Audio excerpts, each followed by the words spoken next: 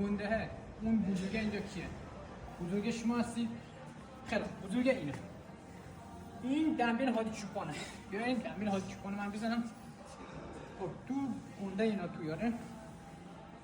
1 2 3 4 5 6 7 8 9 10. خب از بعدی اینجوری میشه. 1 2 3 4 5 6 7 8 9 10. دیگه برای من گنده نیستید. دوستان عزیز مواظب خودتون باشید. همیشه ورزش کنید تا به یک انسان نیرومند تبدیل بشید. مثل غلام بکنید. یک این دنبیل هادی چوپانه.